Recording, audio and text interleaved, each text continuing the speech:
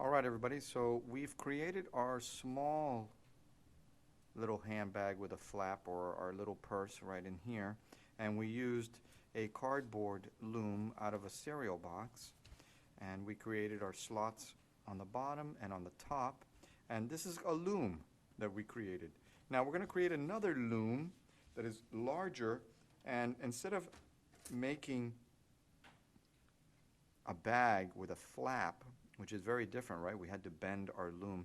We're actually going to just create just a handbag. So in other words, it would just be like this, right? It would be a pocket and then an opening in the front. And to do that, let's start off with, again, you're going to grab like a cereal box, right? And so here's a cereal box that we opened up. And I'm going to use the back of this large cereal box.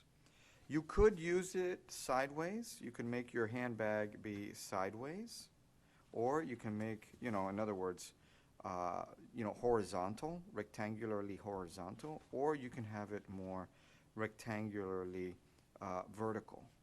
Okay, so let's go ahead and cut off our squares here. I've got my blade and my scissors. I mean, my blade and my scissors. Look at me. My blade and my ruler. Remember, you want to use a metal ruler, because if you use a plastic ruler, you're going to possibly cut right into the plastic. Okay, so the cardboard that is used for cereal boxes is pretty good. It's a nice compressed cardboard. It's a little bit stronger than using the hard paper, the cardstock paper that they use for folders in a file cabinet. But we're going to go ahead and do this like that. All right. Now, the next thing that you need to do is grabbing a pencil. Is we need to create a margin so that we know how deep to cut our slots. I like to do this because then I have a consistency going down and my warp strings aren't uneven. So I'm going to go ahead and do 1/2 inch. Okay, remember that with a ruler, we're using the standard American inches right in here. We're not using the metric system. We're using inches.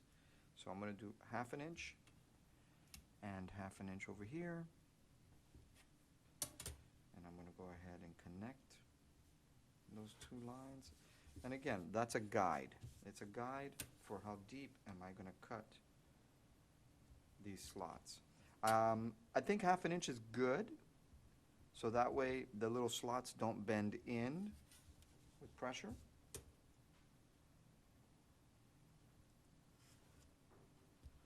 All right, and then the next thing we're going to do is we're going to cut the slots on the top and on the bottom exactly how we did with our previous loom, except it's going to be the same number on the top. So in other words, for example, if I did 15 up on the top, I'm going to do 15 on the bottom. It's going to be the exact same, okay? And it's 1/4 inch. So once again, I'm not sure.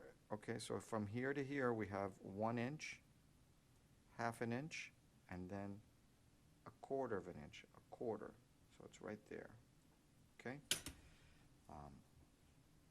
let's do this. Remember that sometimes some rulers, you may not want to start on the very edge. You want to look and see where 0 begins, because some rulers give you like an extra space from the edge until where they start counting. Not sure why they do that, but it is what it is. So I'm going to go ahead and make my marks, my 1/4 inch marks. There's 4 quarters to every inch. 1/4 in decimal is 0.25. Many of you know that.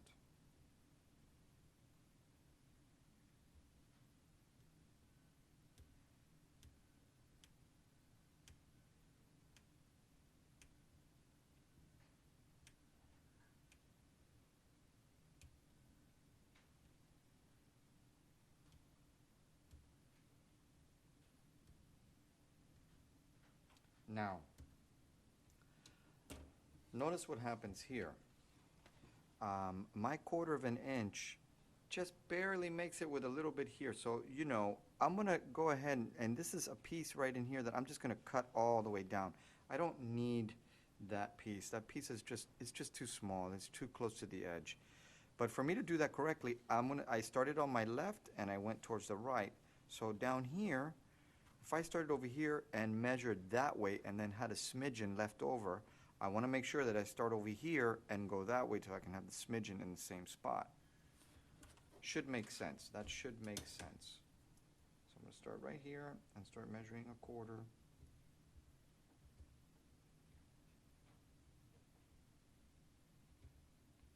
For some of you, it may work out just perfect with your standard cereal box.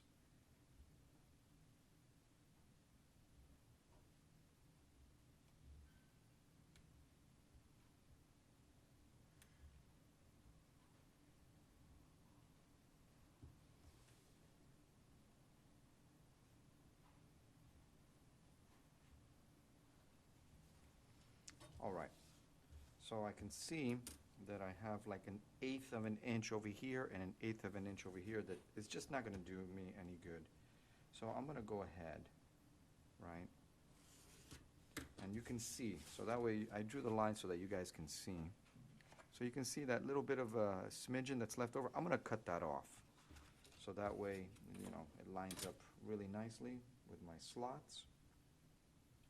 The slots that you're cutting in a normal wooden loom, a loom or a mechanical loom, you know, where they used to you know, to make weavings, the slots are referred to as pegs. Normally on a loom, this would be the pegs that we are creating. And there would be like little sticks that stick out. Okay? All right, now, I'm going to go ahead and start cutting my individual slots in here. Or you could say, you know, your pegs.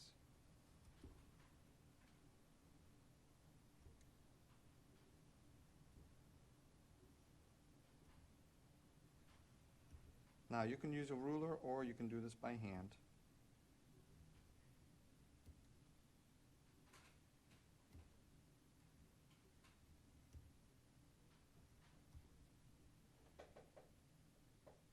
And now that I'm doing this, I am going to tell you, if you feel like 1/2 inch maybe is too much, you can then do 1/4 inch. I'm just going to do 1/2 inch just so that way, you know, it's really nice and secure, and it may feel awkward or like maybe it's a little too much, but you could do a little bit less.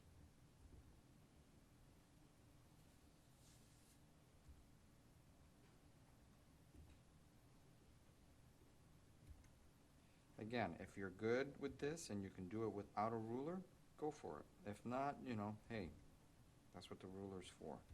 But again, I do recommend a metal ruler, not plastic, for this. Also, notice that I am cutting away from my fingers. I'm cutting away from my fingers. Never cut towards your fingers or cutting like this, you know. Always cut away. Okay, so I've done one side, and you can see, you know, there they are. My little slots, known as pegs on an actual wooden loom. Okay, let's do the other side here.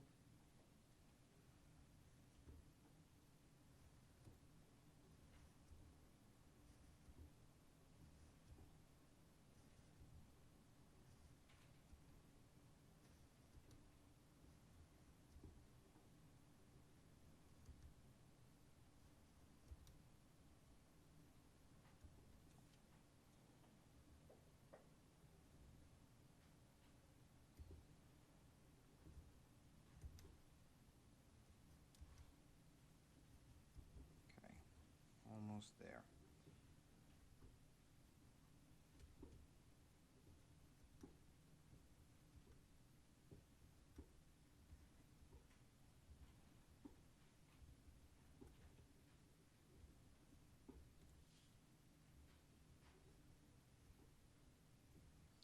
If you want to use scissors, you can do that. If you find that X-Acto knife maybe is too much, you could use some scissors Because this cardboard isn't that hard, so you know you could cut like this and cut your slots.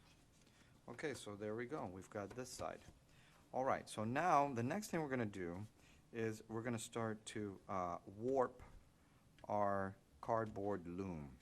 And warping means we're going to put those structural strings or strands of yarn, and we're going to use a number 4 yarn for this.